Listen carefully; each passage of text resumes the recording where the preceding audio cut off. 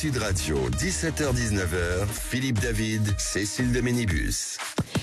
Bienvenue dans Les Vrais Voix, on est ravis de vous accueillir aujourd'hui. C'est lundi avec Philippe David. Ça va Philippe? Ça va très bien Cécile, heureux de vous retrouver, d'autant que vendredi dernier j'ai été victime d'une chose qui ne m'était jamais arrivée dans Les Vrais Voix. Ah bon, c'est-à-dire? Une agression verbale d'une rare violence. Ah bon? Vous voulez que je vous la fasse écouter? Oui, absolument. Ah bah c'est parti. Vous voulez que je vous éclate?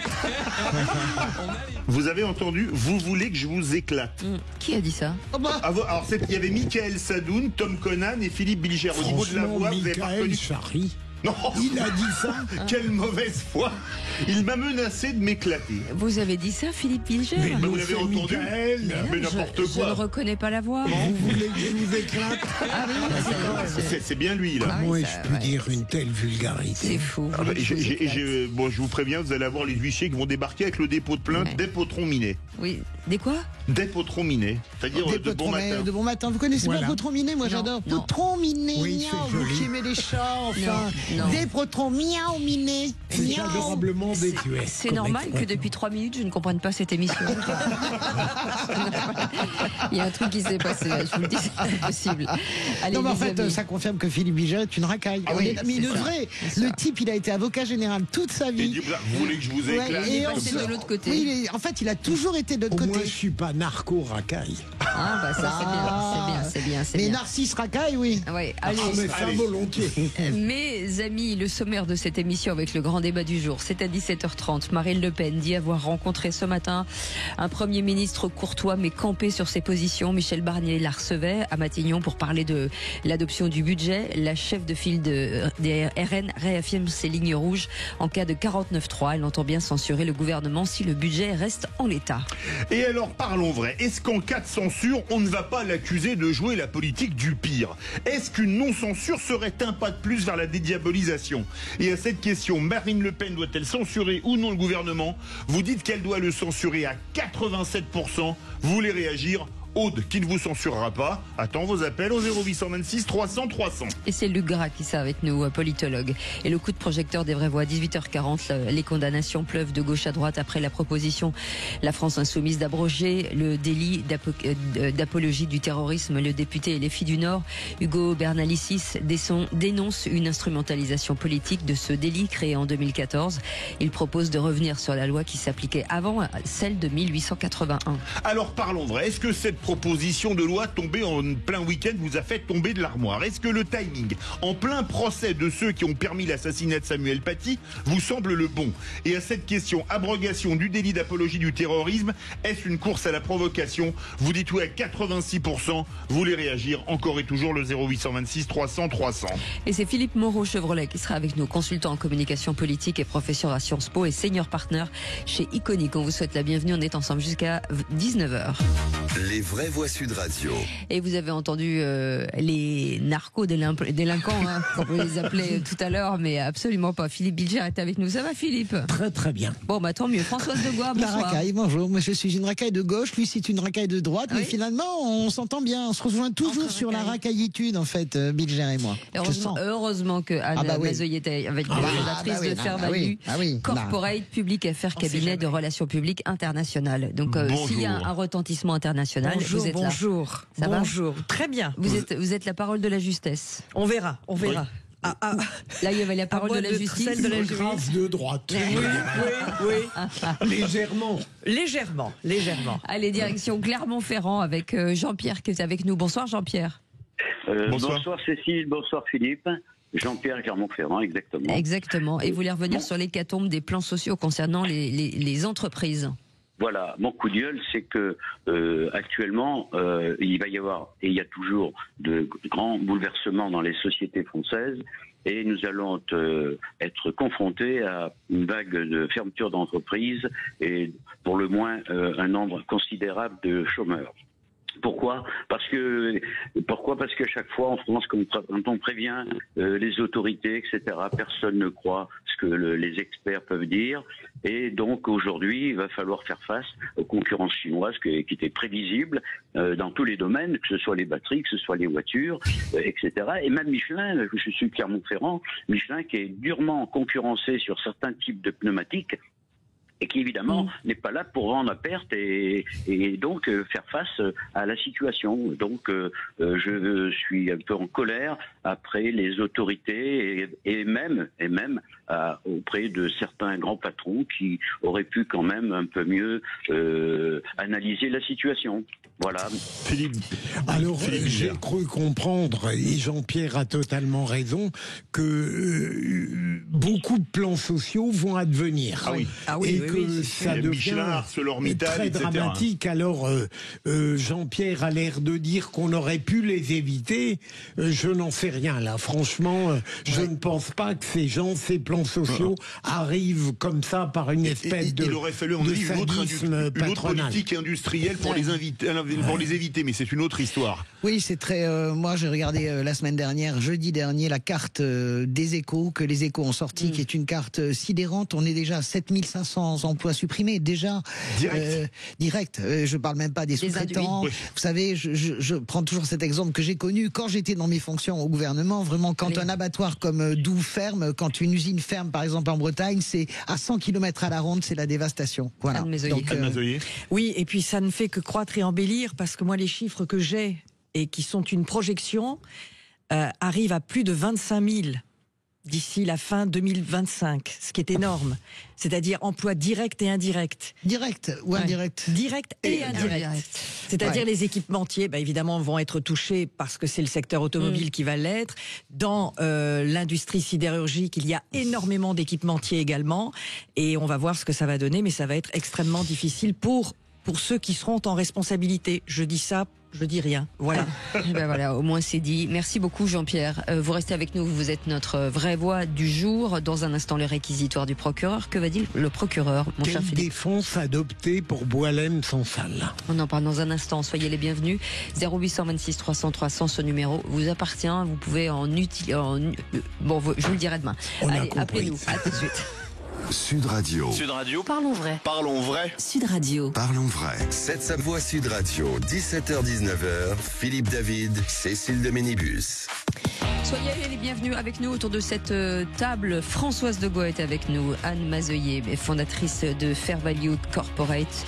Elle traite des affaires publiques, mais pas que ça, d'autres choses aussi. Philippe Bilger est avec nous.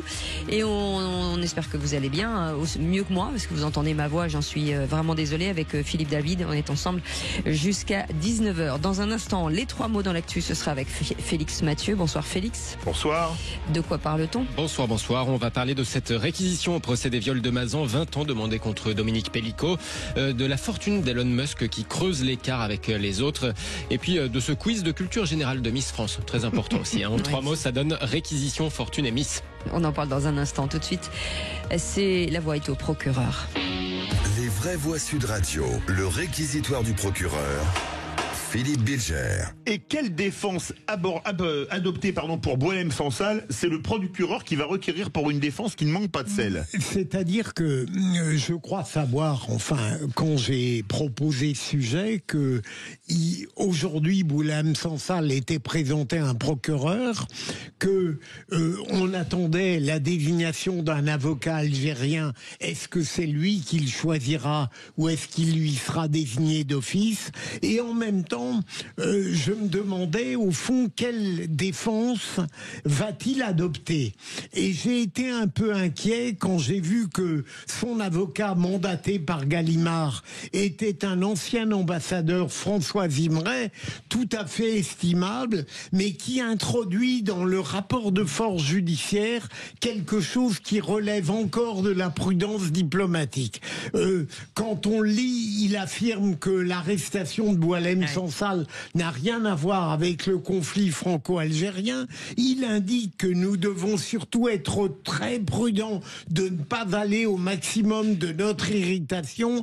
Et d'autre part, alors, quelle défense adopter? est-ce que la défense de rupture, en prenant à rebrousse-poil ce pouvoir indigne algérien, est une méthode acceptable, ou est-ce qu'il faut faire probablement, comme le souhaite François Imray, une défense apparemment diplomatique prudente? Je ne suis pas sûr que la seconde obtienne des résultats plus décisifs que la première. Sûrement pas. Moi, je pense que si. Moi, je pense que c'est la défense de François Imray et de Gallimard qui a raison. François Imray, c'est un ambassadeur. Il a été ambassadeur à Moscou. Il connaît parfaitement les rapports de force avec des régimes illibéraux et avec des régimes. Il est évident que Boualem Sansal, que nous font payer les autorités algériennes, la déclaration d'Emmanuel Macron sur le Sahara occidental. Point barre. C'est ça le point de départ. Donc, j'en parlais avec un ami à moi, un ancien ambassadeur. Il me dit, il faut qu'on assume effectivement cela. À partir du moment où on prend position, on rompt avec la position historique de la France et qu'on prend position pour se réconcilier avec les Marocains, et c'est très bien, je ne juge pas ça, eh bien, on doit assumer la rétorsion des autorités algériennes. Et en fait, moi, je pense que la défense frontale, je l'adorerais parce que j'aime ça, moi. J'aime le pont d'Arcole, levez-vous, orage désiré, parce que c'est ce qu'il y a de plus beau. Hein, c'est Gisèle Halimi qui va plaider. J'adore. Mais la réalité, c'est 0+0 la tête à Toto. Il faut une défense diplomatique, et c'est pour ça d'ailleurs que François Imray est mandaté, parce que ça se joue en réalité entre le pouvoir algérien et Emmanuel Macron. En fait. Alors, permettez-moi de ne pas être tout à fait d'accord avec vous. Parce que vous connaissez très très bien le pouvoir algérien, moi aussi pour d'autres raisons, et je ne pense pas qu'aujourd'hui on puisse se permettre, si vous voulez, d'être encore dans un jeu diplomatique, parce que la raison ne l'emportera pas. Et que la tête à Toto, c'est la tête de cet écrivain actuellement, et que je ne pense pas que des négociations diplomatiques pourront conduire à, en tout cas, un assouplissement de ces conditions d'incarcération, ou des conditions, ou tout simplement de la condamnation qu'il risque. Je pense malheureusement qu'on est dans un pays, vous le disiez tout à l'heure en off, qui est compliqué actuellement pour des tas de raisons, et du reste depuis ces 70 dernières années. Je ne pense pas qu'on soit dans une posture ou dans une position où nous puissions traiter de manière non frontale. Alors, je ne parle pas du pont d'Arcole. Ça me paraît évident. Mais je suis pas du tout fois, d'accord avec vous, pas du tout. Je pense que ça ne se résoudra que par la diplomatie. De toute façon, parce que nous avons des intérêts à faire valoir. Depuis des années, on baisse notre pantalon face à l'Algérie, ça n'a jamais apporté quoi que ce soit. Ça apporte quand même. Ça nous apporte avec le gaz. On leur a payé le gaz 20% au-dessus du cours mondial pour qu'ils favorisent la justice française. Ils n'ont rien respecté. On ne peut pas, si vous voulez, caricaturer. On ne va pas se lancer dans un débat sur les rapports franco-algériens comme ça, Philippe. Ça, on n'en sortira pas. On ne peut pas avancer des trucs comme ça sur 20% de plus. C'était le contrat gazier. Écoutez, oui, d'accord, mais il y a d'autres avantages avec l'Algérie. Donc je vous dis juste qu'on a des armes diplomatiques, et de mon point de vue, pour répondre à la question de Philippe, je pense que la stratégie frontale ne sert à rien. Allez. Vive la diplomatie. Merci beaucoup pour ce sujet, Philippe Bilger. Tout de suite, les 3 mots dans l'actu, c'est Félix Mathieu. Les vraies voix Sud Radio. 3 mots dans l'actu qui sont Félix, réquisition fortune et Miss. Le parquet réclame 20 ans de prison contre Dominique Pellicot. Procès dit des viols de Mazan. L'avocate générale requiert le maximum encouru. Elle évoque des agissements abjects. Elon Musk creuse l'écart avec les autres milliardaires. Fortune estimée à 348 milliards de dollars. C'est 2 fois plus que Bernard Arnault, l'homme le plus riche du monde, dopé par l'élection de son ami Donald Trump. Et puis en attendant de connaître Miss France 2025, on sait laquelle a remporté le test de culture générale. Tiens, on va se poser quelques-unes des questions, histoire de voir si nos vraies voix auraient fait de bonnes Miss France. Les vraies voix Sud Radio. C'est un procès qui aura eu un retentissement bien au-delà de la cour criminelle d'Avignon, bien au-delà de la principale victime, Gisèle, et de la cinquantaine de co-accusés âgés de 26 à 74 ans. On ne peut plus, en 2024, considérer que, si elle n'a rien dit, une femme est d'accord, à lancer l'avocate générale aujourd'hui au procès dit des viols de Mazan. Le parquet réclame 20 ans de prison contre Dominique Pellicot pour avoir drogué, violé et fait violer son épouse pendant des années. Des agissements abjects, selon la représentante du ministère public. 20 ans, réquisition prévisible, réagit à la sortie l'avocate de Dominique Pellicot, maître Béatrice Zavaro. Les réquisitions sont sans surprise, c'est-à-dire que nous savions depuis le départ, par cette instruction, par la lourdeur des faits qui nous sont reprochés, nous savions que le parquet cumulerait et se rapprocherait au maximum et a touché du doigt un maximum légal encouru. Donc l'accusation a réclamé 20 années d'emprisonnement à l'encontre de Dominique Pellicot, dont acte. Ce n'est pas pour nous une surprise, même si en l'entendant Dominique Pellicot est abattu, mais C'est ça. C'était prévisible et il n'y a pas eu de surprise. L'avocate de Dominique Pellicot, maître Béatrice Zavaro, au micro AFP de Michael Flores et Fabien Novial. Le parquet réclame aussi 17 ans de prison pour l'un des co-accusés qui avait imité sur sa propre épouse le sinistre protocole de Dominique Pellicot. Hasard du calendrier, le gouvernement annonçait de nouvelles mesures pour la journée internationale de lutte contre les violences faites aux femmes aujourd'hui, avec justement un plan de sensibilisation à la soumission chimique, mais aussi un dispositif amélioré pour permettre aux femmes victimes de violences sexuelles de déposer plainte dans les services d'urgence ou bien dans les services gynécologiques des hôpitaux. Philippe Bilger. J'aime beaucoup l'avocate de l'accusé Pellicot, parce que j'imagine ce que d'autres auraient dit dans les mêmes conditions, une feinte indignation en disant c'est trop.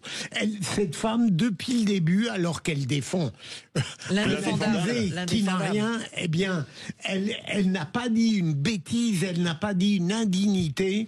Je suis d'accord avec vous. Elle m'impressionne véritablement. Ouais. L'avocate de Gisèle Pellicot aussi. Mais l'avocate de Dominique Pellicot est très impressionnante. Sa capacité à trouver le mot juste. Moi, je pense quand même que il y avait la manif samedi qui était magnifique à Paris contre la violence faite aux femmes, etc. Il y a quand même un progrès. On passe. J'en parlais avec un policier qui était là à la manif et on discutait, etc. Il me disait, moi, je vois quand même la façon dont on reçoit maintenant les femmes. Ça n'a plus rien à voir avec il y a 5 ans, même il y a 3 ans. Ouais. Maintenant, on va vite. Est-ce qu'on a le droit tout de même, ma chère Françoise, d'être en désaccord avec vous ? La violence verbale est permise peut-être aux vraies voix ce soir. Bien sûr. J'espère que non. La violence ne conduit à aucune solution, cher Philippe. Jamais, jamais. Bah oui, c'est un procès qui restera de toute façon. Je ne voudrais pas faire de mauvais jeu de mots dans les annales. Et c'est vrai que également, je pense que c'était plus que nécessaire. Ces 20 ans, enfin voilà, il était temps que ça arrive. Et il y en a d'autres. Enfin, en préparant cette émission, je lisais aussi des choses sur des jeunes filles qui ont été livrées par leurs propres parents. Mais je veux dire, ces gens-là, enfin, je ne sais pas. Non, mais c'est un impact planétaire. On a même du mal à l'entendre, à l'imaginer. Le deuxième mot, Félix Mathieu, fortune. Elon Musk creuse l'écart avec les autres milliardaires. Le patron de Tesla, de SpaceX, de X était déjà l'homme le plus riche du monde au moment de l'élection de son favori, Donald Trump, l'homme avec qui il fait des photos de famille et taille dans les dépenses publiques. Mais disons que ça pouvait varier d'une étude sur l'autre en fonction des flux, des reflux des bourses, des cotations de ses entreprises, etc. Il se pouvait de temps en temps que Jeff Bezos, ou bien même une fois que le français Bernard Arnault repasse devant. Mais désormais, donc, la fortune d'Elon Musk est estimée à 348 milliards de dollars. Il est désormais 2 fois plus riche que Bernard Arnault, relégué à la 5e place. Le deuxième, c'est Jeff Bezos, avec seulement la broutille de 219 milliards de dollars. C'est nul. Notez qu'avec 348 milliards, Elon Musk bat son propre record de 2021. Autrement dit, jamais personne n'avait été aussi riche que lui auparavant dans l'histoire. Philippe David, rends le fric, c'est pas moi. rends la monnaie. Troisième mot, Je suis Miss. rassuré, je me faisais du souci. Non mais rends le flou, s'il te plaît. Troisième mot, Miss. Le comité Miss France vient d'annoncer la lauréate du test de culture générale. Oh là là. Miss France 2025 sera élue le 14 décembre, mais en attendant, on sait, laquelle des Miss Régionales 2024 a remporté ce test de culture générale. Et donc, chose promis, chose due, la plus érudite est donc... Miss Picardie 2024, Marina Praca, 26 ans, avec une note totale de 15,5, un remarquable 10 sur 10 d'ailleurs au test de logique.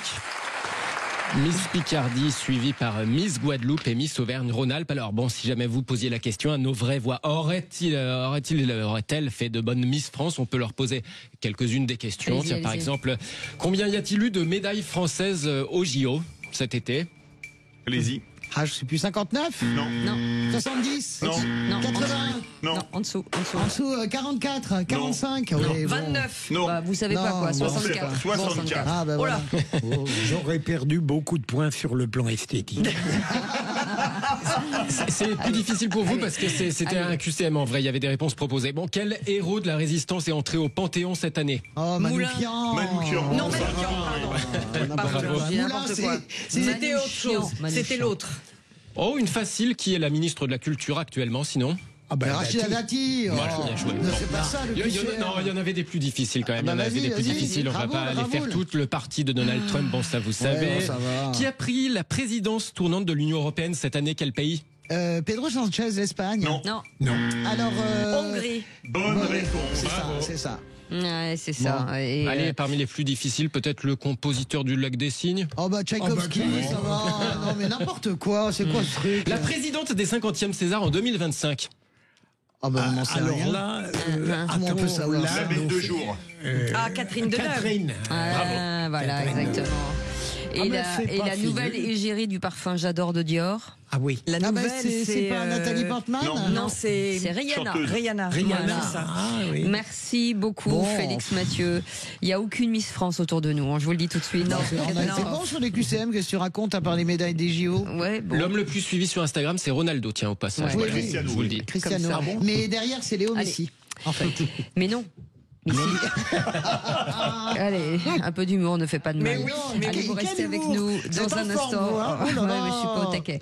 Allez, retour sur la rencontre entre Marine Le Pen et Michel Barnier dans un instant à Matignon avec le 49.3. Le budget peut-il faire chuter le gouvernement Barnier, Philippe? Alors parlons vrai. Est-ce qu'en cas de censure, on ne va pas accuser Marine Le Pen de jouer la politique du pire? Est-ce qu'une non-censure serait un pas de plus vers la dédiabolisation? Et à cette question, Marine Le Pen doit-elle censurer ou non le gouvernement? Vous dites à 88% qu'elle doit censurer. Vous pensez que oui, vous pensez que non. Les vraies voix attendent vos appels pour échanger avec vous au 0826 300 300. C'est tellement joliment dit. Luc Gras, politologue, sera avec nous dans un instant. Soyez les bienvenus, on est ensemble jusqu'à 19h.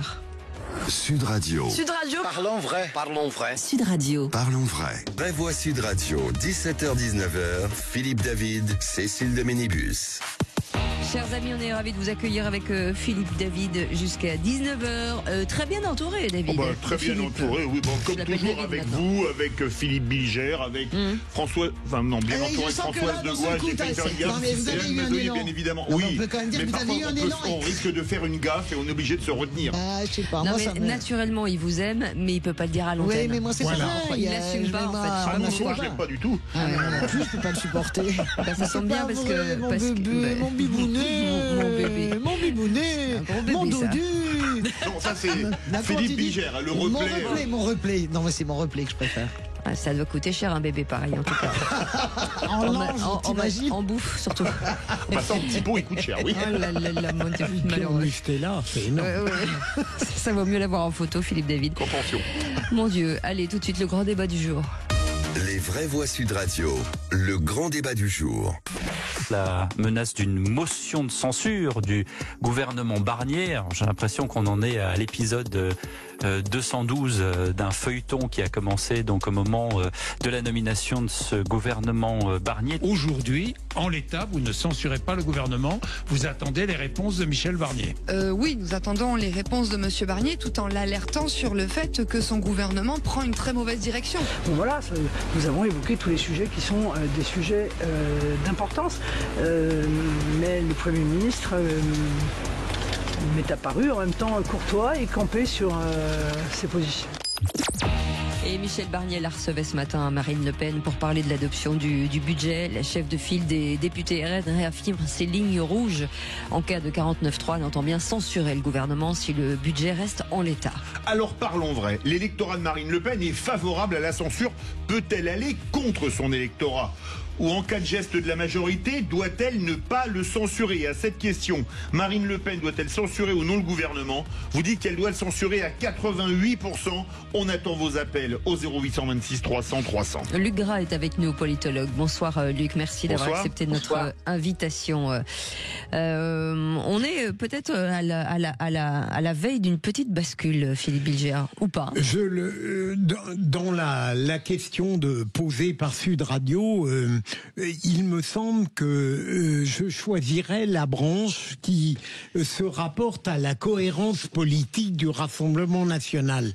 J'ai bien conscience de la difficulté de l'arbitrage, d'un côté une normalisation, mais qui relève presque d'une légitimité interne. On veut continuer à montrer qu'on est responsable, mais sur l'autre plateau de la balance, que d'objections à cette volonté de normalisation. L'électeur du RN en a assez. Il souhaite une cohérence politique et veut une coïncidence entre ce que pense vraiment le RN et ses conclusions parlementaires. Deuxième élément, et je finis, c'est que le RN espérait obtenir des choses depuis le début de Michel Barnier qui ne lui a rigoureusement rien donné. Ça a été confirmé ce matin, donc je pense que dans l'arbitrage à faire, il est tout à fait possible que le Rassemblement national privilégie ses électeurs plutôt que l'image médiatique que certains attendent de lui.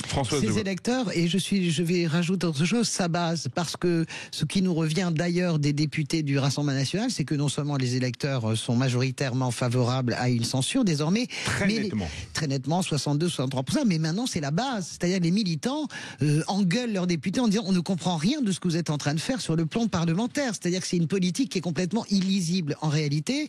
Après, j'ai bien compris que Marine Le Pen ce matin est allée chercher une victoire politique pour ne pas avoir à censurer, parce qu'elle a besoin aussi de revenir devant son électorat, et c'était sur la taxation de l'électricité. Mais ce matin, je faisais de la télé sur une autre chaîne où était invité avant moi Laurent Saint-Martin, vous voyez, le ministre du budget.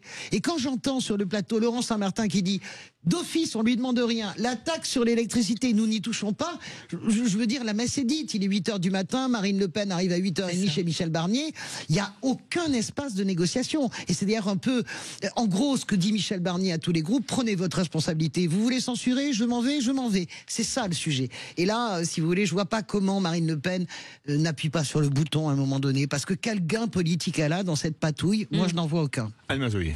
Alors, moi je pense que c'est effectivement ce qui s'est passé ce matin, et je ne pense pas qu'elle va censurer. J'en suis à peu près sûre. Parce que de toute façon, ça n'est pas son intérêt, parce qu'il y a son électorat de base, il y a effectivement les questions que tout le monde se pose, mais il y a aussi ce qu'elle doit devenir aux yeux de tous, c'est-à-dire incarner la stabilité si elle veut avoir une chance d'être élue en 2027.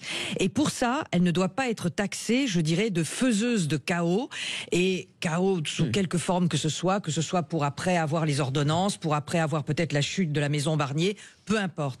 Moi, je pense qu'elle ne censurera pas, mais peut-être que je me trompe. Oui, on ne sait pas ce qu'il y a dans sa tête, ça c'est vrai. Moi je suis d'accord avec Anne, hein. On est là, on fait des théories, mais c'est elle qui décide à la fin, bien sûr. Luc Gras, politologue, merci d'être avec nous. Est-ce que finalement une censure peut faire diversion sur ce qui se passe en ce moment avec les assistants parlementaires? Alors c'est certain que ça peut faire diversion à un moment, ça peut même faire effet d'accélération. Mais je suis assez d'accord pour partager le point de vue que il y a d'une part les électeurs, incontestablement ils attendent quelque chose. Vous savez, les électeurs dans cette période, ils sont assez, ils sont difficiles à saisir. Ils peuvent très bien changer d'avis. Par contre, stratégiquement, je pense que Marine Le Pen ferait une erreur pour 4 raisons. Première raison, il est bien préférable pour elle de laisser passer les fêtes, période de fêtes, d'avoir un budget qui vaut ce qu'il vaut, mais il y aurait un budget pour la France. Premier point. Deuxième point, pour son image, ça a été très bien dit, son image un peu recentrée, il est important pour elle qu'elle n'effraie pas le bourgeois du centre droit. Or, si demain elle participe à une alliance avec LFI pour faire tomber le gouvernement ultra modéré de Michel Barnier, eh bien, elle ne récupère pas beaucoup de gens qui sont prêts à voter pour Marine Le Pen, qui ne comprendraient pas. Troisième point, qui ne comprendrait pas quoi? La chienlit. Parce que ça va évidemment être encore pire après la censure que maintenant. Donc ceux qui veulent censurer parce qu'ils trouvent que c'est catastrophique ont beaucoup de chances d'avoir une situation encore pire après. Enfin, à qui profite le crime? Et je ne suis pas certain que Marine Le Pen, et on l'a vu notamment avec Jordan Bardella et ses candidats aux législatives, soit préparée avec ses équipes à affronter une éventuelle situation de crise qui pourrait aboutir à une démission du président Macron et à ce moment-là à des élections anticipées qui feraient évidemment, en tout cas au premier tour, le jeu de Jean-Luc Mélenchon. Philippe Bilger. Luc Gras, est-ce que vous ne croyez pas, paradoxalement, que le risque d'ennui judiciaire grave de Marine Le Pen pourrait précisément s'opposer à votre quadruple argumentation? Est-ce qu'elle ne pourrait pas être tentée, à partir du moment où elle est au bord peut-être d'un gouffre, précisément de faire autre chose que ce que vous suggérez? Cher Philippe, vous connaissez la phrase de François Mitterrand mieux que moi, il faut donner du temps au temps, surtout en politique, ne jamais se précipiter. Ce que vous avez décrit, ça s'appelle une fuite en avant.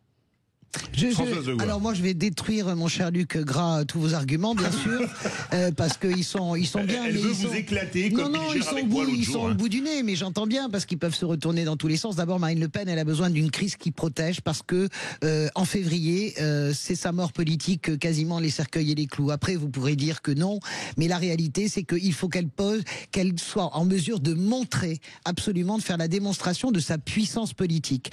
Sur le chaos annoncé, je rappelle qu'en cas de non-budget, nous ne sommes pas dans un shutdown américain. Nous sommes dans une logique très française qui est que on adopte le budget de l'année précédente. C'est-à-dire, on vote en disant le droit finalement à lever l'impôt. Donc, c'est pas le shutdown. Les gens qui nous écoutent, arrêtez. Ma mère me disait, oh là là, on va plus avoir les retraites payées. Mais arrêtez de raconter n'importe quoi. On n'est pas dans un effondrement. Ça, c'est le deuxième point. Le troisième point, pour Marine Le Pen, moi, je ne suis ni pour ni contre. Je m'en fous complètement. Je n'ai pas d'intérêt là-dedans. Mais le troisième point pour Marine Le Pen, c'est ingérable par rapport à son électorat de ne pas faire tomber un gouvernement sur des mesures aussi antisociales.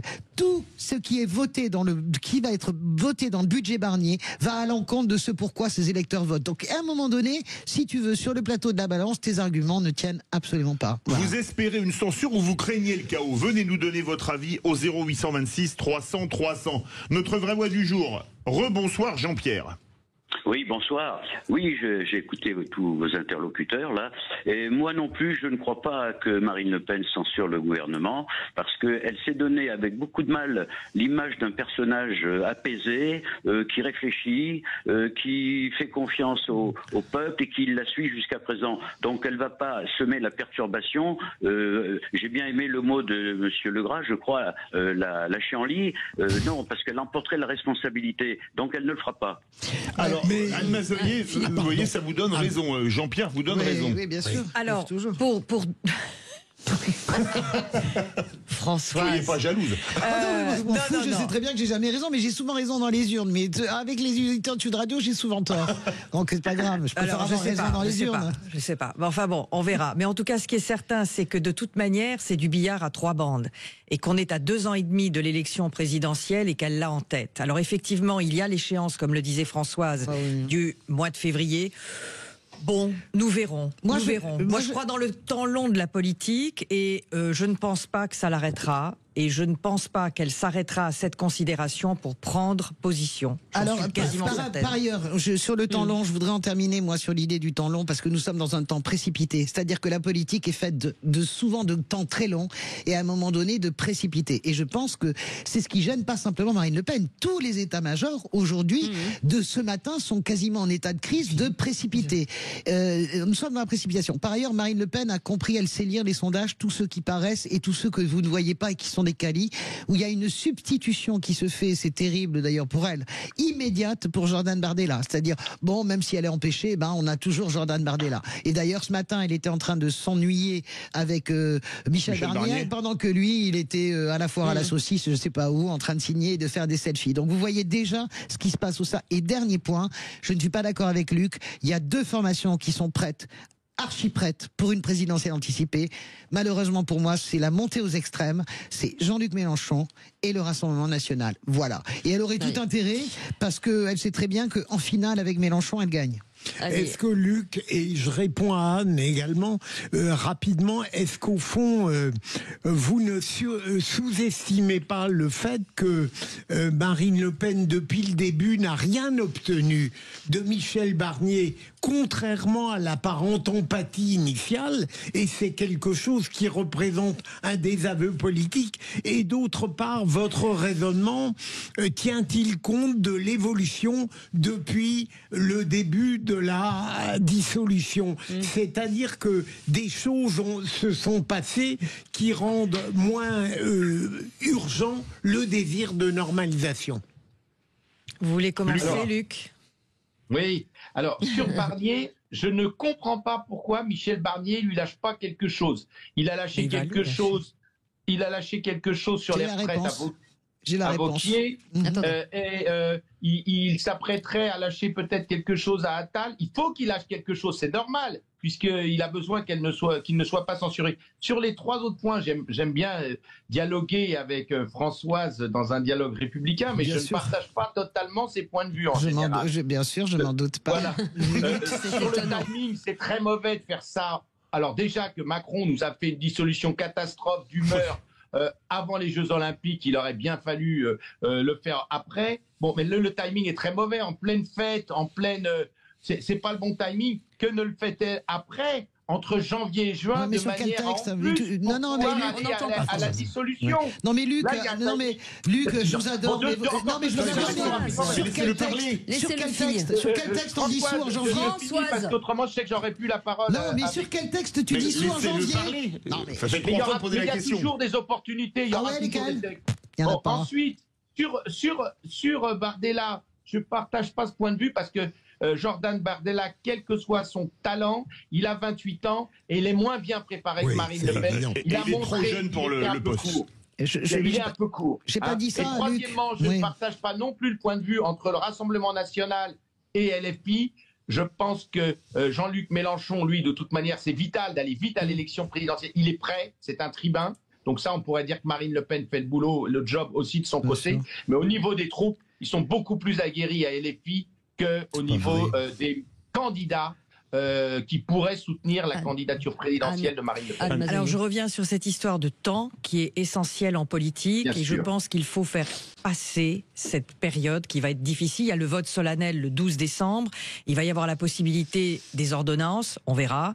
Et puis de toute manière, laisser planer ce risque actuellement est presque calculé, j'allais dire.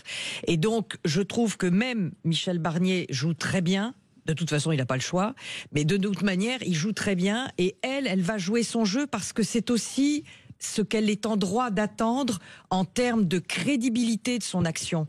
Et je pense que c'est ainsi qu'elle gagnera des points, aussi incroyables que ça puisse paraître. Et je suis prête à prendre les paris.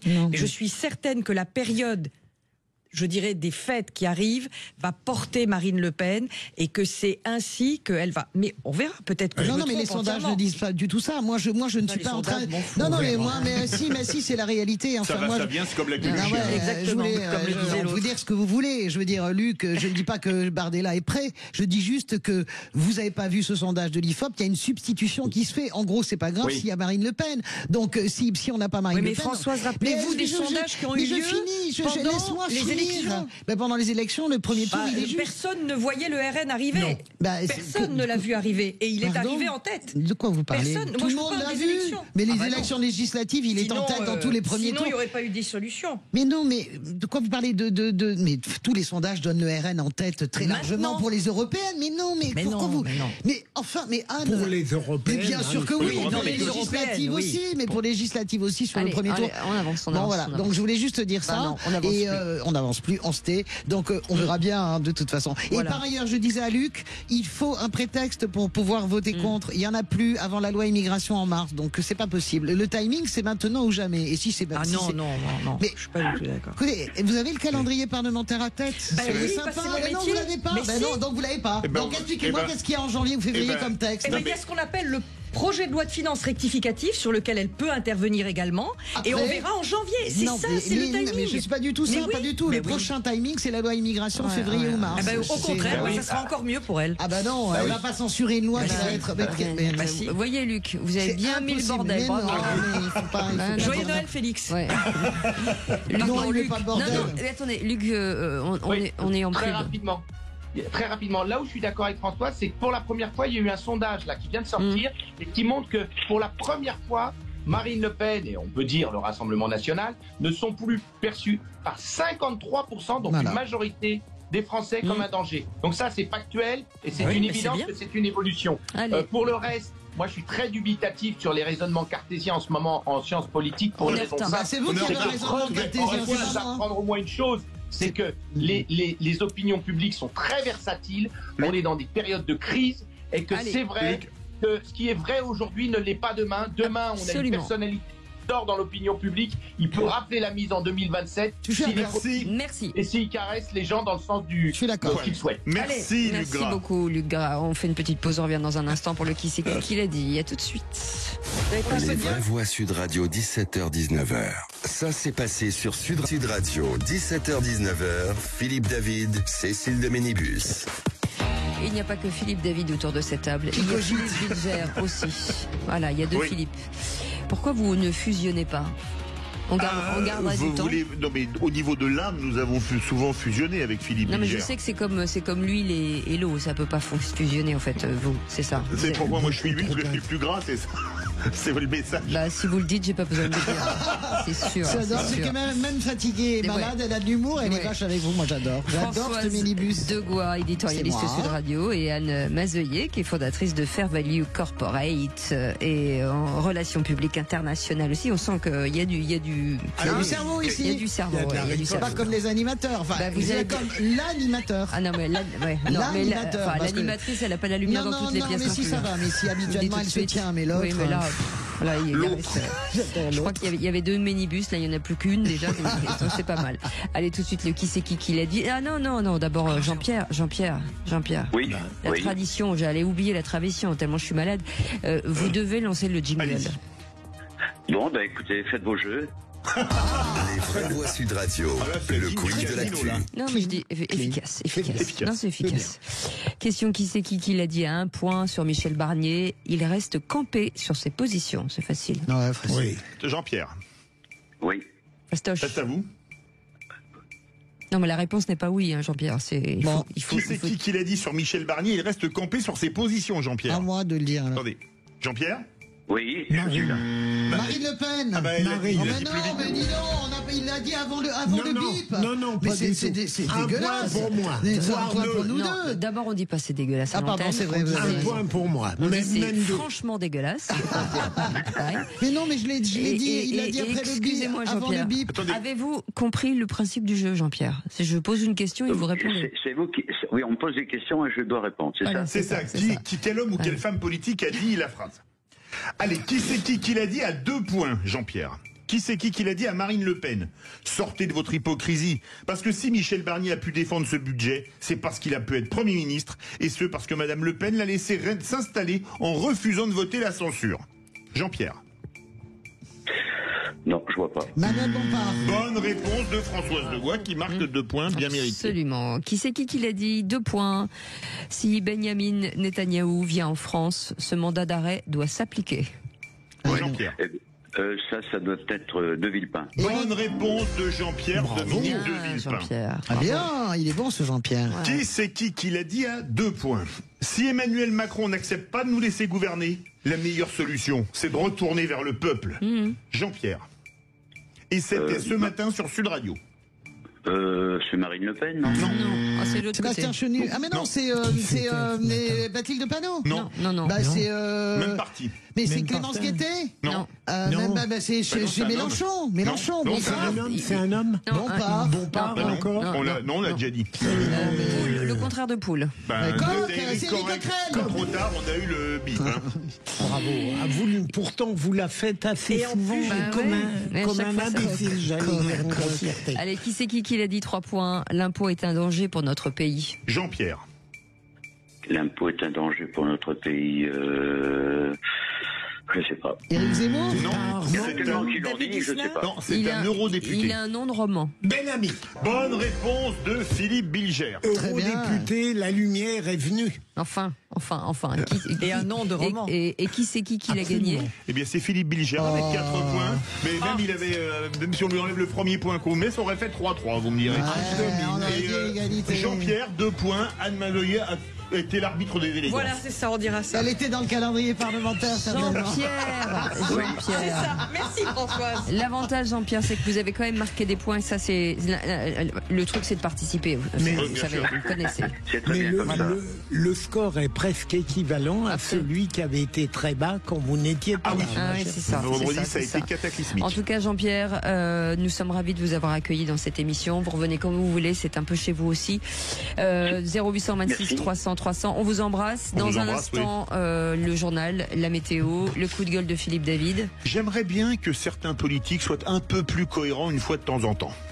Voilà, et ben ce sera juste après les infos. À tout de suite. Sud Radio. Sud Radio, parlons vrai. Parlons vrai. Sud Radio. Parlons vrai. Voix Sud Radio, 17h-19h, Philippe David, Cécile de Ménibus. Autour de cette table des vraies voix jusqu'à 19h avec Philippe David, il y a enfin parmi tous ces éditorialistes deux femmes. C'est ça, c'est assez rare. Oui, on est en supériorité numérique là, les filles. Anne Mazoyer est avec nous, fondatrice de Fair Value Corporate and Public Affairs. Françoise Degois, qui elle aussi a des choses à faire. J'essaye de faire des poèmes. Ah oui, mais faites des mots avec des bruits avec la bouche en fait là. Ouais, mais je vous assure, vous en sentez très bien. Mais je vous remercie. Et Philippe Bilger. Mais là, c'est vraiment un homme, un vrai Philippe Bilger quand même. C'est le mix entre Jean-Paul Belmondo et Alain Delon. Alors je vais paraphraser Philippe Bilger qui dit il faut que ce soit plausible. Mais ça l'est. C'est ce que vous disiez dans votre tête. Très juste. C'est et ça même le premier, c'était qui? Rocco Siffredi. Moi, je pense depuis très longtemps. J'ai dit Alain Delon et Jean-Paul Belmondo. Excusez-moi, on n'a pas les mêmes références cinématographiques. Excusez-moi de vous le dire, vous avez souvent comparé Philippe Bilger à Rocco Siffredi. Ah oui, mais non, c'est lui qui s'auto-compare. Oui, mais c'est pas sérieux. Alors que vous, ma chère Cécile, vous avez ajouté à votre charme celui de Bonnie Tyler, sa merveilleuse voix. Oui, et ben écoutez, tant mieux. Mais en revanche, c'est une totale eclipse of the voice. Et si ça continue, je vais m'éclipser toute seule, vous allez voir, ça va être incroyable. En tout cas, vous laissez des 0826 300 300 des numéros vous laissez pas des numéros, vous laissez des messages sur notre répondeur et on les écoute. C'est pas très cohérent. Bonjour, je suis Gérard de Carcassonne. Je voudrais intervenir parce qu'en fait, on parle d'économiser ou de ne pas augmenter tel ou tel personnel, et on parle de retraités. N'oublions pas que les retraités ont cotisé toute leur vie de travail. Donc je ne vois pas pourquoi c'est un euro sur le baudet concernant les retraités. Voilà ce que je voulais dire. Merci et au revoir. Il a raison, non, mais honnêtement, moi je comprends les retraités, et puis en plus je fais pas de discrimination. Il y a quand même beaucoup de petites retraites en France, il faut pas exagérer, à 800, 900 euros. Les retraites agricoles, mais les femmes qui ont travaillé comme ouvrières, caissières, les artisans. Donc, honnêtement, tout le monde, c'est exactement, je mets sur le même plan quand on fait haro, en fait, sur les chômeurs. Vous savez, le chômage, c'est quelque chose pour lequel, pendant des années, on a cotisé, et il y a un accident de la vie, d'une certaine manière, on récupère, on a cet airbag-là. Moi, je pense que taper en permanence sur les retraités en disant regardez ce qui nous coûte, il faut aller leur ponctionner. Bon, ils ont bossé comme des chiens, ils ont des retraites petites, grandes ou moyennes ou grosses, etc. C'est pas le sujet. Voilà. Philippe Bilger. Je suis d'accord. Enfin, des chômeurs, il y en a qui travaillent pas, qui restent bien avec tout ce qu'on donne. Mais c'est infime quand même par rapport à la masse. C'est vrai, absolument. Franchement. Au moment de l'affaire des Gilets jaunes, moi je me souviens, je rentrais en Ile-de-France et par cette autoroute, j'arrivais à un péage où il y avait des gilets jaunes. Et je me suis arrêtée et j'ai parlé avec ceux qui étaient là et qui du reste n'étaient pas du tout agressifs, mais bon, j'ai parlé beaucoup avec eux et leur problème c'était exactement celui-là. C'est-à-dire que c'était des jeunes retraités qui avaient des retraites minables et honteuses pour un pays comme la France, des gens qui avaient travaillé toute leur vie. Donc oui, je suis contre. J'oublierai jamais, on avait fait une émission Les Vraies Voix sur un rond-point à Montauban-Nord avec un retraité agricole qui m'a dit les larmes aux yeux. Vous y étiez, je crois, Philippe Bilger, qui avait dit j'ai 700 euros de retraite par mois. J'ai commencé à travailler à 14 ans. Il m'a dit il fait 7 degrés chez moi parce que j'ai pas les moyens de me chauffer. Si vous me croyez pas, venez voir à la maison. J'avoue, il m'avait fendu le cœur. Je me souviens très bien de cette émission et voilà, la crise des Gilets jaunes. C'est bien que Anne rappelle ça parce que voilà, la France est un pays riche, donc arrêtons de nous déchirer entre nous. Arrêtons et trouvons des solutions différentes. Merci en tout cas pour eux surtout d'en parler parce que vous savez, moins on en parle, plus on invisibilise les gens. C'est exactement ça. Et il faut absolument en parler, c'est très important et voilà, c'est tout ce que j'avais à dire. Dans un instant, le coup de gueule de Philippe David. Le mot cohérence en politique, ça ferait du bien une fois de temps en temps. Eh ben voilà, ça va faire parler. On en parle dans un instant, à tout de suite. Sud Radio. Sud Radio. Parlons vrai. Parlons vrai. Sud Radio. Parlons vrai. La voix Sud Radio, 17h-19h, Philippe David, Cécile de Ménibus. On vous souhaite la bienvenue, on est ensemble jusqu'à 19h avec Françoise Degois, Philippe Bilger, Anne Mazoyer et vous au 0826 300 300. Dans un instant, l'info plus de Félix Mathieu. En attendant, c'est le coup de gueule de Philippe David. Les vraies voix Sud Radio. Comme d'habitude, je vais remettre le clocher au milieu du village. Un village ou plutôt plusieurs villages, puisqu'on va par exemple aller à Cholet, dans la douceur angevine, ou encore à Sarreguemines, en Lorraine. Pourquoi ces deux lieux? Parce que Marine Tondelier, la chef de file des écologistes, est allée ce week-end à Cholet pour soutenir les salariés de l'usine Michelin qui, comme celle de Vannes, va fermer ses portes. Et je trouve un peu bizarre quand on est membre d'un parti qui fait tout pour que les gens n'aient plus de voitures, en surtaxant le stationnement dans les mairies où ils font partie de la majorité municipale, en demandant des malus écologiques toujours plus élevés sur les voitures, et en répétant à l'envi que la voiture c'est pas bien, d'aller manifester pour maintenir des usines de pneus ouvertes. On veut les pneus, mais on ne veut pas les voitures. Si quelqu'un peut m'expliquer la cohérence, cela m'aiderait. Ceci est d'autant plus drôle que ce week-end, Yann Brossat, sénateur communiste de Paris, et élu municipal, a déposé une proposition de loi visant à permettre aux maires de bannir les SUV de leur commune.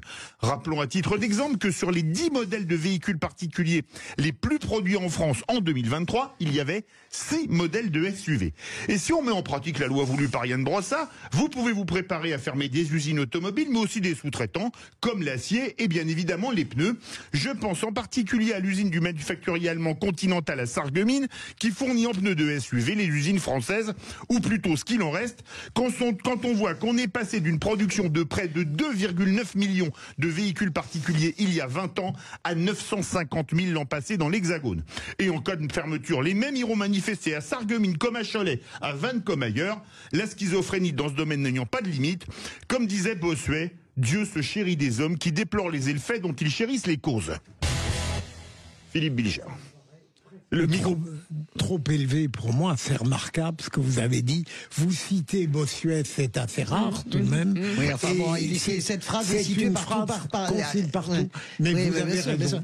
Moi, je suis pas d'accord du tout avec vous, Philippe, parce que je vois aucune incohérence. D'abord parce que vous partez du principe que les Verts disent mort à la bagnole. Ils disent pas mort à la bagnole, ils disent vive les bagnoles électriques. Et c'est pour ça qu'ils ont surtaxé le stationnement des voitures électriques à Paris. Je vous explique juste. Laissez-moi aller jusqu'au bout de la démonstration. Vous avez besoin que ça rentre au chausse-pied dans votre démonstration. Donc vous nous expliquez d'office que les Verts disent non à la bagnole. Ça n'est pas vrai. Ils ne disent pas non à la bagnole, ils disent oui à la bagnole électrique. Jusqu'à preuve du contraire, les véhicules ont besoin encore de pneus, même les véhicules électriques. Donc mais ça n'allait pas, ça rentrait pas dans votre raisonnement. Donc je vous pose une question, pourquoi est-ce qu'ils demandent toujours plus de malus écologiques, et notamment qu'ils ont surtaxé le stationnement des véhicules lourds et les électriques sont pleins parce qu'il y a des batteries.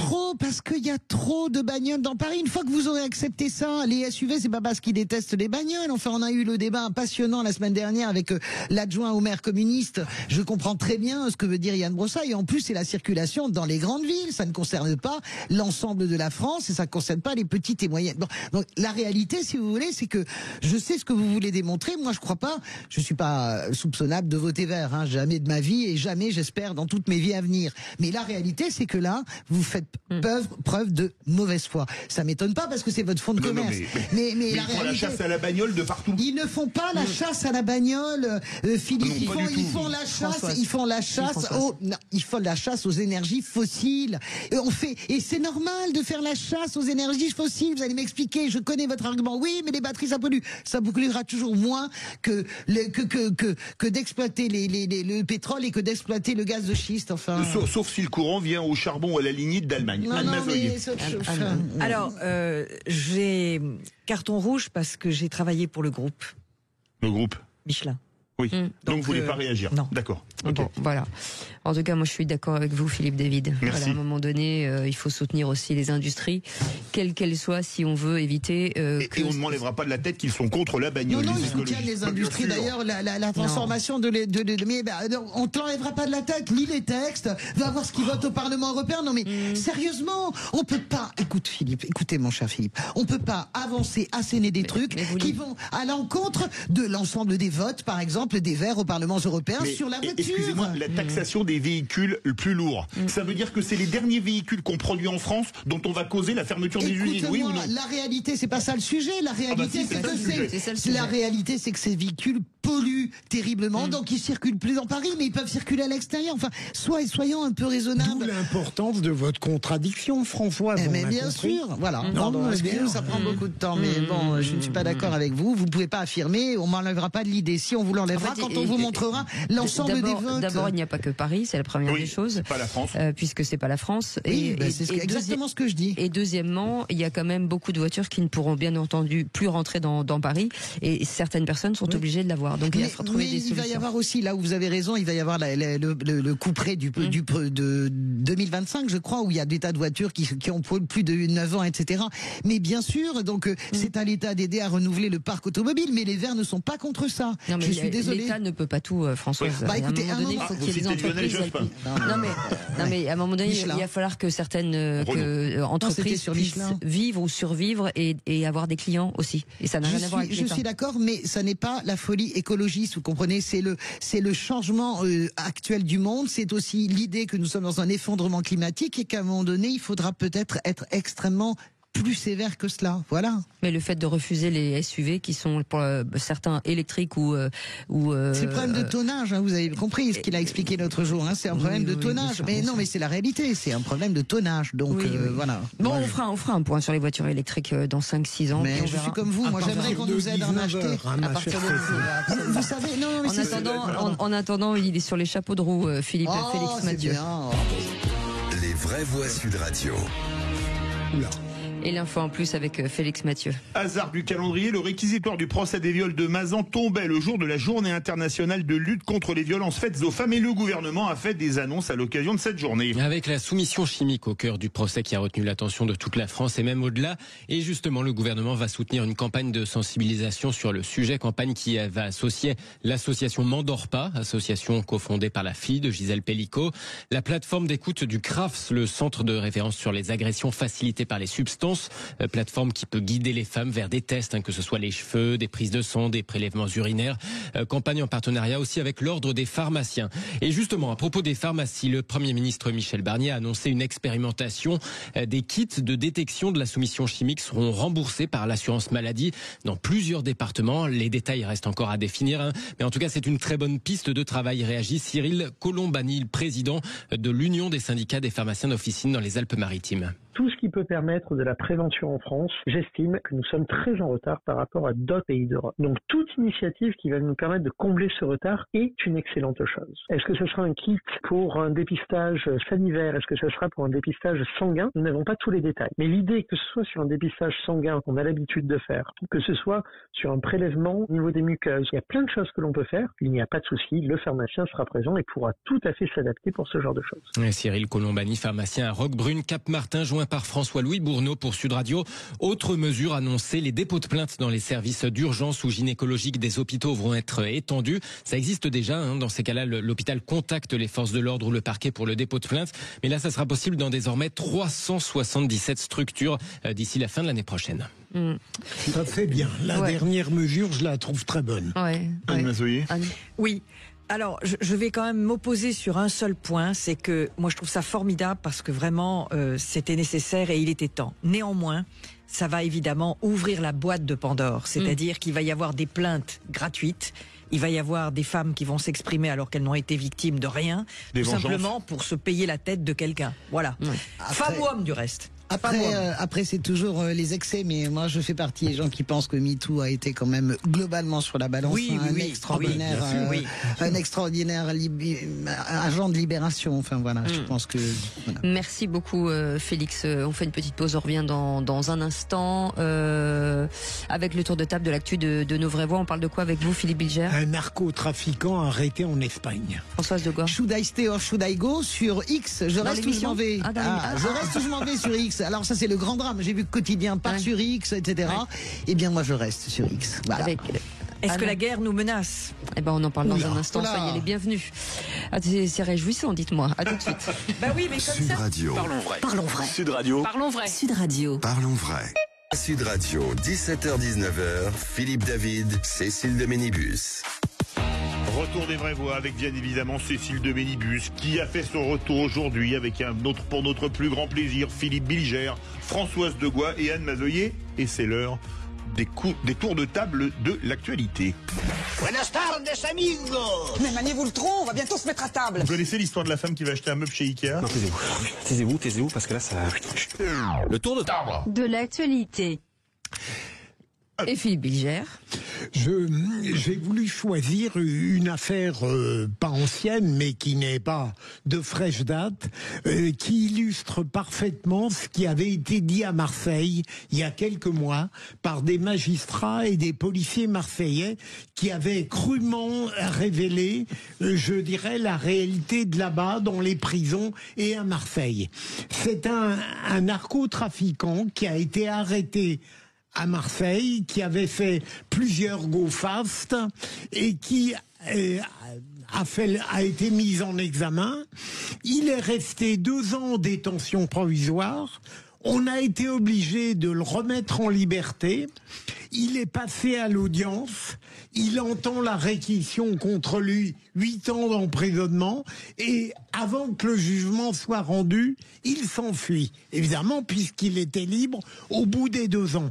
Il se réfugie en Espagne dans un magnifique appartement au 25e étage. Il continue à inspirer le trafic, les go fast et compagnie, piscine. Il pense être à l'abri total de l'intervention française ou espagnole.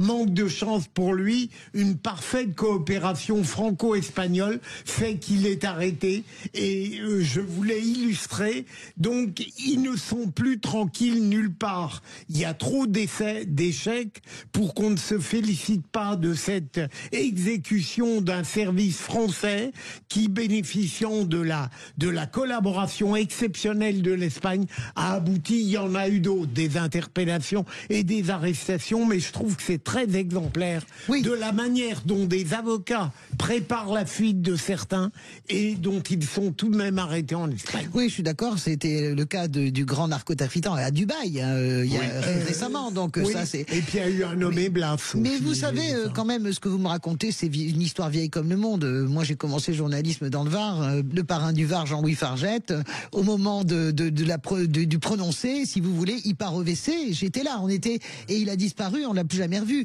Et il est allé se réfugier en Italie avec piscine. Mais lui n'a pas été arrêté par les Italiens, il a été buté par ses concurrents. Mais moi, je veux dire par là que, non, mais je veux dire par là que les truands, en réalité, qui prennent la file de l'air au moment de l'audience, c'est quand même vieux et c'est incroyable qu'on n'arrive pas à se prémunir de ça. C'est ce que je veux dire au départ. Moi, je l'ai connu qu'une fois aux assises. Le gars est parti juste avant. Fargette, grand parrain de la mafia. Il y avait Spadjari. Oui, je ne sais pas si vous vous souvenez.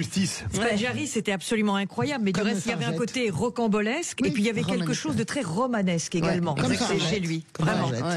Mais lui, il a vraiment disparu, Spadjari, puis il est mort de sa belle mort. Mais exactement comme Fargette, et on était tous les journalistes, on couvrait le procès, et il disparaît parce qu'il y a une usurpation d'audience. On se dit non, mais il va quand même pas oser faire partir. Mais si, il a tout à fait osé, avec la complicité bien sûr des avocats.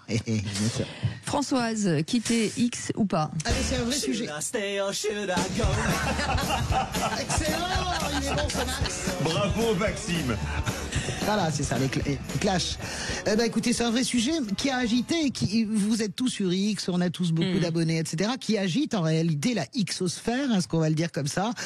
Beaucoup de grandes figures, alors au nom de la morale, je quitte parce qu'elle est un ex-fasciste, Trump, etc. C'est vrai que depuis que Elon Musk a repris X, il y a un vrai dysfonctionnement. Moi, je suis capable en une journée de perdre 1200 abonnés, d'en retrouver 1400 dans la nuit, c'est un espèce de yo-yo, je ne sais pas ce qui se fait avec les bots, je ne sais pas ce qui se fabrique, mais en réalité, tous les arguments pour quitter X, pour moi, ils ne sont pas recevables. Parce que Elon Musk est très méchant, parce qu'il y a un argument moral, parce qu'il est allié à Trump, etc. Oui, certes, parce qu'il instrumente X, oui, certes. Je rappelle qu'auparavant, les patrons de X instrumentaient aussi X, et pourtant, je ne suis pas soupçonnable d'être trumpiste, mais j'avais trouvé ça lamentable qu'on exclue Trump de ce réseau social. Donc, honnêtement, restons. X, pour moi, c'est une manière de travailler. Je disais à Cécile tout à l'heure, par exemple, quand je fais la matinale à Sud Radio 2 fois par semaine, à 4h30 du matin, X, c'est mon outil de travail. Je regarde toute la presse internationale sur X. S'il n'y avait pas eu X, nous n'aurions rien su de nos merveilleuses Iraniennes qui se battent pour leur liberté. Donc, il faut rester, et c'est pas la peine de laisser la place et tout l'espace aux complotistes, à l'international réactionnaire, etc. On se bat sur X, et puis c'est tout, basta. Philippe Bilger, qui est membre de l'international réactionnaire d'ailleurs. Je comprends qu'on puisse se poser la question à un moment donné, rester ou partir. Moi, c'est pas Elon Musk qui parfois m'a mis cette idée dans la tête, c'est le fait que par moment on peut être découragé un petit peu devant l'immensité du cloaque. Et le fait que les tweets qu'on espère sensés et intelligents qu'on produit ne sont rarement critiqués dans leur valeur intrinsèque. Mais une fois qu'on a dit ça, il faut rester précisément, parce que si tout le monde s'en va, eh bien, ça va devenir encore plus qu'un cloaque. Vous avez un compte X ? Oui. Et vous allez rester ? Oui.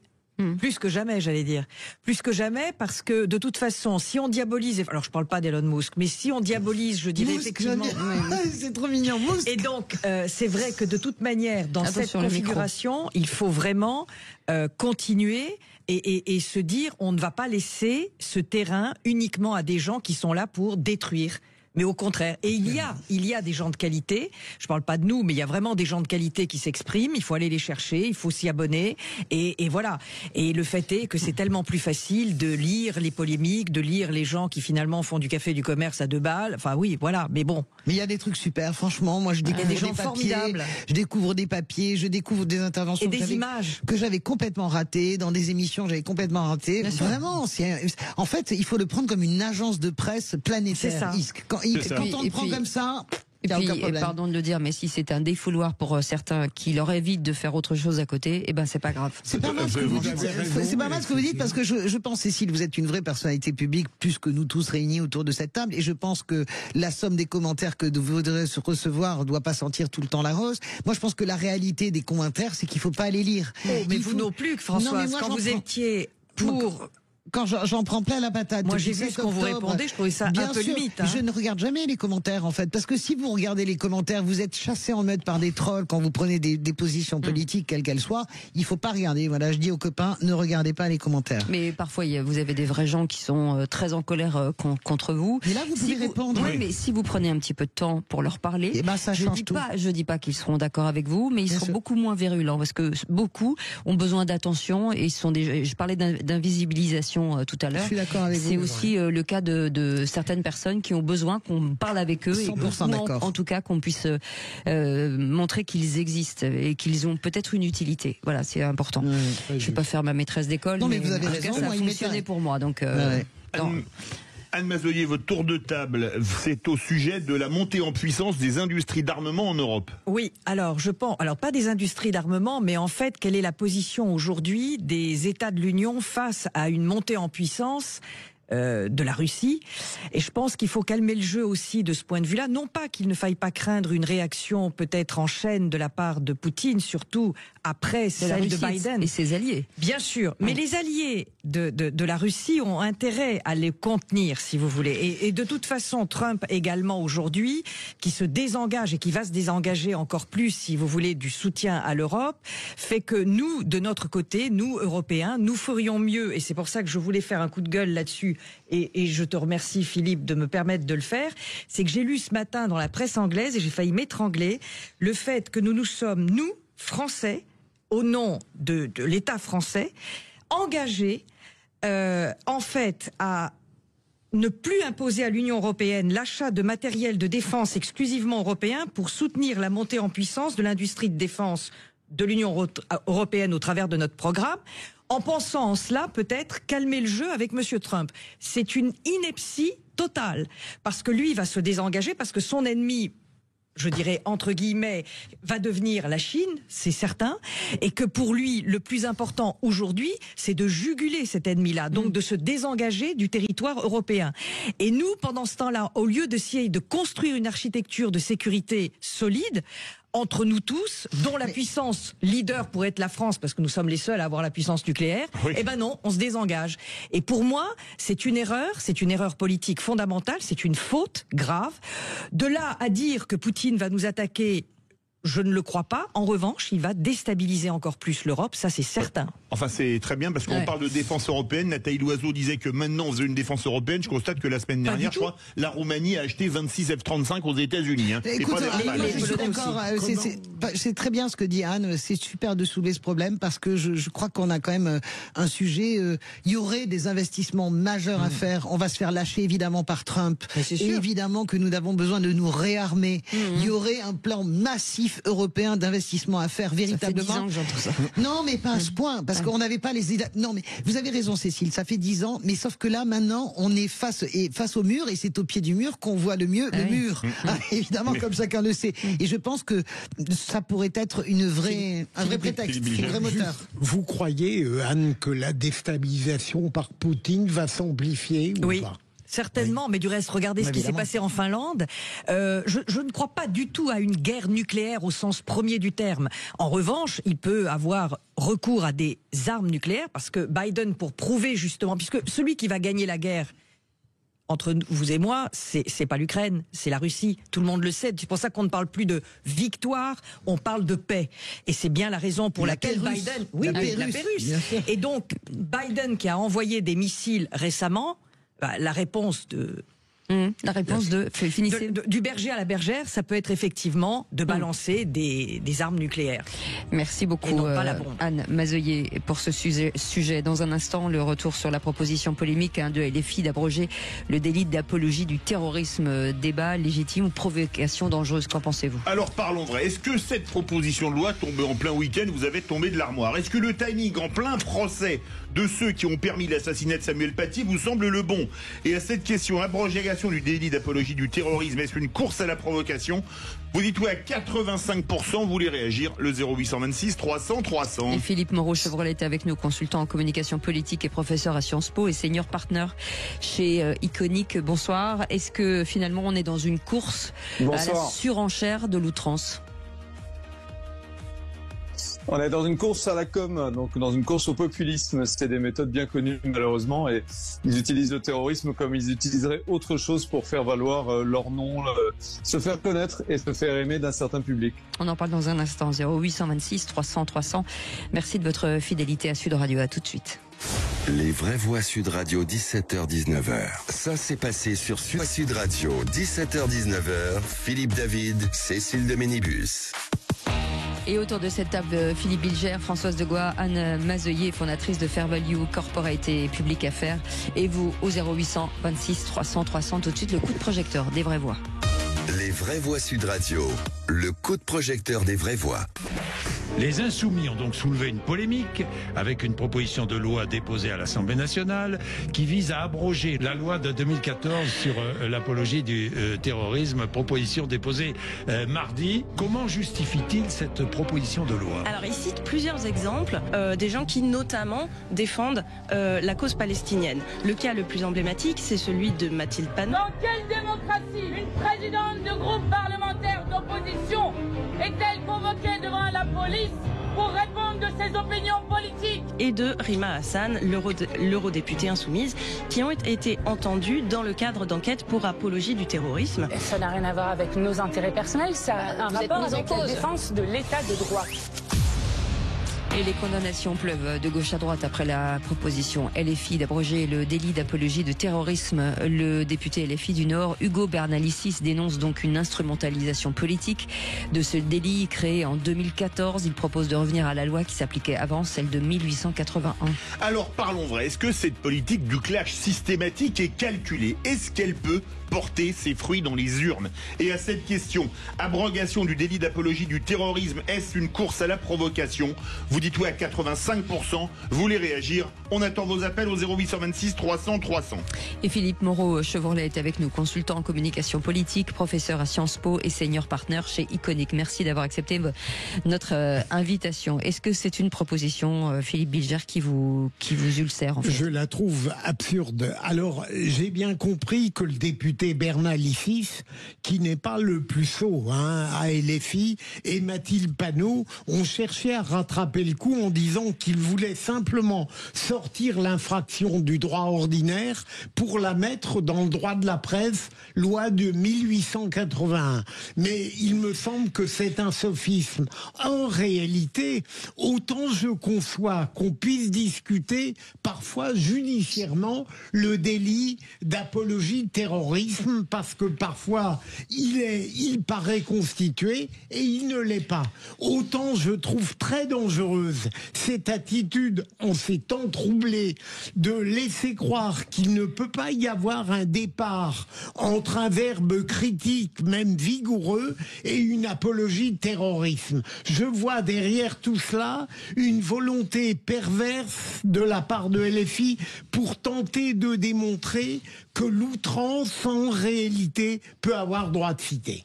Françoise Degois. En réalité, c'est une stratégie qui est extrêmement classique. Moi, j'ai connu ça vraiment avec Beppe Grillo en Italie, c'est-à-dire on fait la montée aux extrêmes. C'est-à-dire que d'ailleurs, c'était très évident quand... il organisait même des soirées Vafanculo, ce qui veut vraiment tout dire. Beppe Grillo, c'était le trash du trash. Bien sûr, c'était pire que ça, parce qu'il mélangeait tout, le complotisme. Ce que je veux dire par là, c'est que on a bien vu que Jean-Luc Mélenchon disait, regardez, l'extrême droite nous attaque sur cette proposition. Ils se foutent de cette proposition de loi, je vous le dis, comme de leur première manif.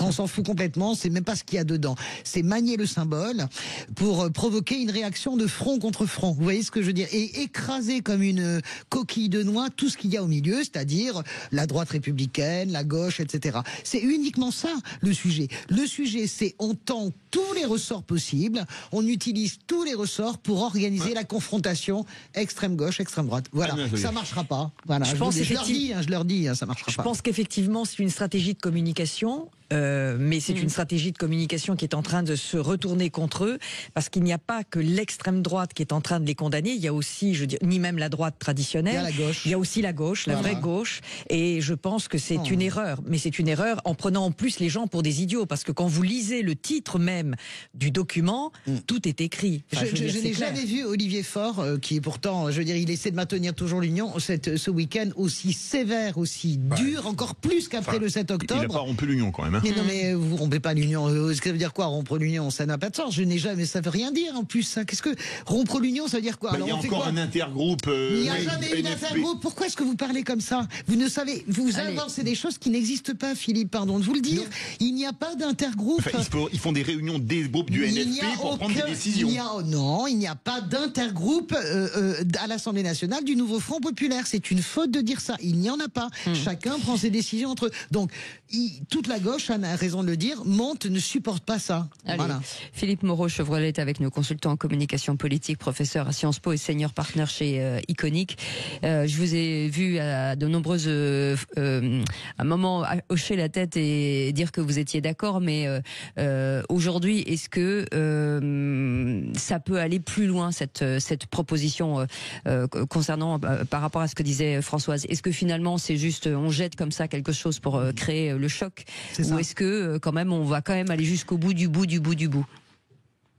C'est une très bonne question. Pourquoi? Parce que d'abord, c'est vrai, c'est une stratégie populiste. Ça consiste à faire ce qu'on dit à la fois Philippe et Françoise, c'est-à-dire il y a un fond. On pourrait dire qu'une infraction comme ça ne doit pas être pénale, elle doit faire partie du droit de la presse.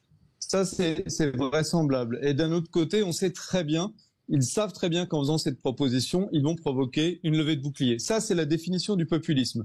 On prend un petit truc qui, à la base, est crédible, on peut se dire pourquoi pas, mais on l'utilise dans un contexte et un moment, et sachant qu'on est des acteurs pas neutres dans la sphère politique, où on sait que ça va provoquer une levée de bouclier et on va radicaliser encore un peu plus sa base électorale.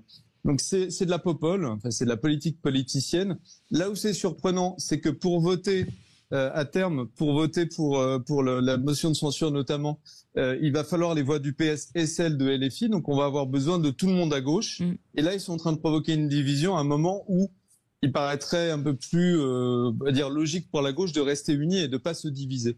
L'autre point que ça pose, et pour moi, pour répondre à votre question qui est plus fondamentale, c'est quel est l'intérêt pour LFI d'avoir depuis, ça fait des mois maintenant, européenne législative, diffusé 80% de messages sur Gaza, avoir maintenant 34% pardon, de militants ouvertement antisémites d'après le sondage qui est paru hier, c'est-à-dire plus que de militants RN antisémites déclarés, 34 contre 30. Ça sert à quoi d'avoir fait tout ça? Quel est l'intérêt politique pour eux d'être quasiment monothématique sur ce sujet? Moi, je sais. C'est très étonnant. Non, moi, j'ai une explication. Philippe Monroe, Chevrolet, est-ce que vous ne croyez pas que, en dépit du caractère absurde, surtout par rapport à la période, est-ce que ça n'est pas une tentative de valider, au moins rétrospectivement, le discours qu'il est en permanence reproché?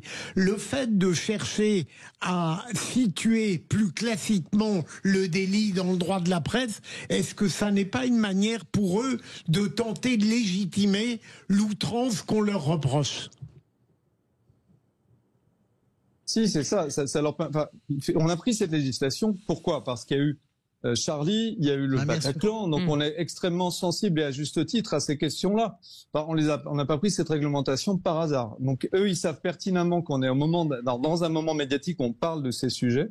Donc ils tiennent à radicaliser leur base là-dessus. Moi, ce qui m'étonne, la question que je me pose, c'est est-ce qu'ils sont autonomes politiquement? Est-ce qu'ils servent des intérêts d'influence étrangère? On peut se poser la question aujourd'hui, qui est une question extrêmement sérieuse. Oui, quand on voit que certains députés LFI vont retweeter des choses un peu bizarres. Quoi. Oui, alors moi, je me pose la question en toute honnêteté. Je réponds, moi. Ça arrive dans d'autres pays autour de nous. Voilà. Non, je réponds très clairement là-dessus.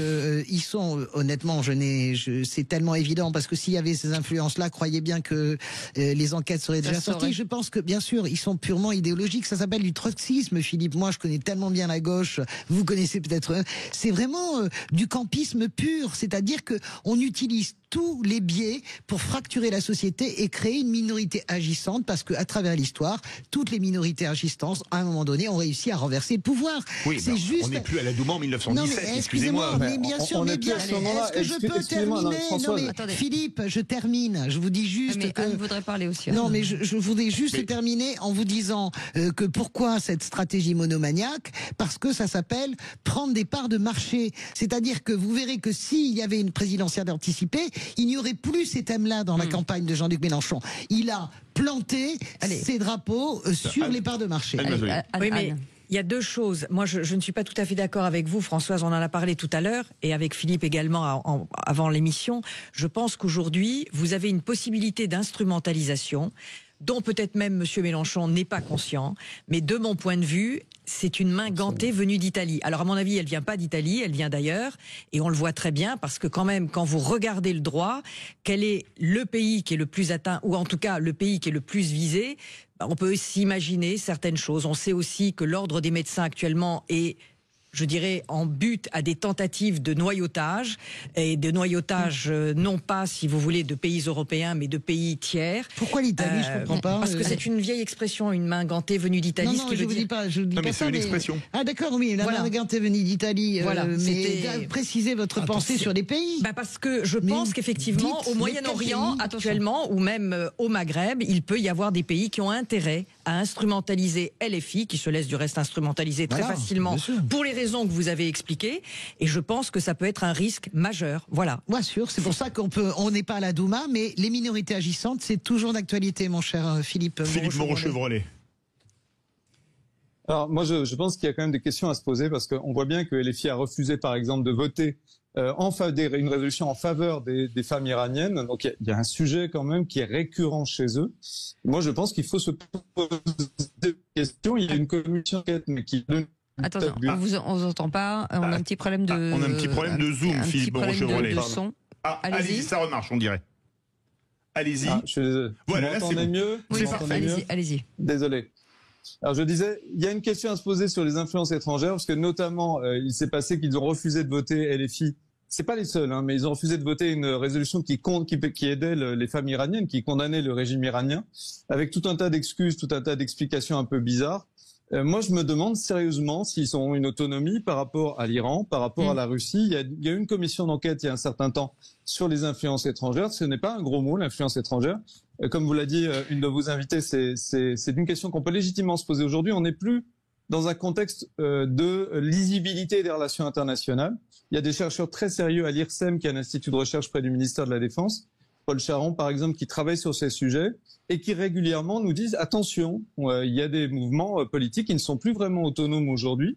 Il faut se poser la question, parce que moi je suis désolé, mais 80% de messages sur un seul thème en pleine campagne électorale pendant des mois, voilà, ça me pose question personnellement. Je vais vous répondre. Allez, juste. Ça s'appelle le trotskisme. Je pense qu'il faut que vous repreniez vos classiques, c'est-à-dire que tout pays qui est en but avec le grand méchant loup états-unien est un pays que on doit aider. Soit on l'aide, et ça c'est le cas par exemple de la Palestine, parce que le grand méchant loup états-unien c'est Israël.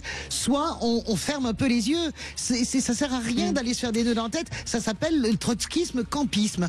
Tout est utilisé contre les États-Unis. Merci beaucoup, Philippe Moreau-Chevrolet, pour votre parole. Merci beaucoup, consultant en communication politique et professeur à Sciences Po et senior partner chez Iconic. Merci d'avoir accepté notre invitation. Merci beaucoup. Merci à vous. Philippe Bilger. Merci Anne Mazoyer, fondatrice de Fair Value Corporate and Public Affairs. C'était très sympa de vous avoir. Merci beaucoup Françoise Degois. Dans un instant, l'engagement, l'associatif. Les vraies voix citoyennes. Absolument. Oui, on va parler d'ailleurs des associations et de l'engagement en politique. Et c'est dans quelques jours le Téléthon, avec des découvertes notamment extraordinaires grâce aux dons qu'il y a sur le Téléthon, notamment sur une forme de myopathie qu'on arrive désormais à beaucoup mieux traiter qu'auparavant. Et on se retrouve demain à 17h avec Philippe et des nouvelles vraies voix avec Philippe Bilger, bien entendu. Passez une très belle soirée. Sud Radio. Sud Radio. Parlons vrai. Parlons vrai. Sud Radio. Parlons vrai.